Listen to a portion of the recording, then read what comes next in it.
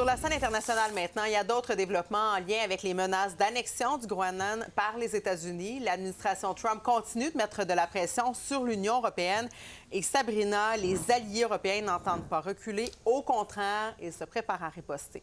Oui, voilà. D'ailleurs, la chef de l'Union européenne a dit un petit peu plus tôt aujourd'hui, nous ne reculerons derrière rien. Alors, simplement pour vous dire que justement, il y a ce week-end, Donald Trump qui a menacé ces 8 pays de surtaxe douanière si ces pays-là souhaitaient donc protéger le Groenland. Donc, on voit notamment la Norvège, la Finlande, le Danemark, les Pays-Bas, mais également la France. Il y a d'ailleurs le président français Emmanuel Macron qui a fait savoir aujourd'hui qu'il allait demander l'instrument anti-coercition de l'Union européenne s'il y a de nouveaux droits de douane. Ça permettrait notamment le gel de l'accès au marché public européen. Et d'ailleurs, en marge du Forum économique mondial de Davos en Suisse, Amnesty a appelé l'Europe à résister, à défendre l'ordre mondial d'après-guerre.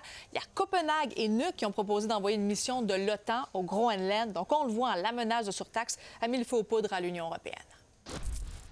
The use or the threat of tariffs against allies in this way is completely wrong, it is unwarranted, and it is counterproductive. There's a lot of things that Europe could do. What they have to then be willing to do is take the retaliation.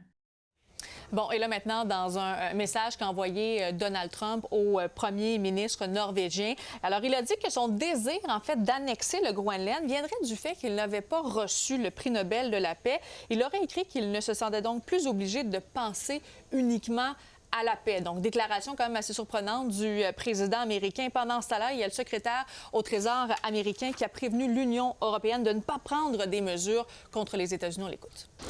The president is looking at Greenland as a strategic asset for the United States. We are not going to outsource our hemispheric security to anyone else.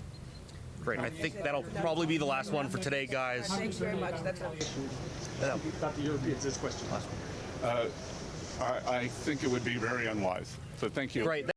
Bon, et là, malgré la mise en garde, pendant ce temps-là, il y a de l'action militaire déjà au Groenland. Oui, on sait que la semaine dernière, il y a déjà des militaires, notamment du Danemark, qui se sont rendus du côté du Groenland. Et on sait que présentement, le Canada songe également à envoyer des militaires sur cette île de l'Arctique. Eh bien là, ce qu'on voit à l'écran, ce sont des avions de combat danois et français qui ont réalisé une mission aujourd'hui d'entraînement planifiée. C'était dans le sud-ouest du Groenland.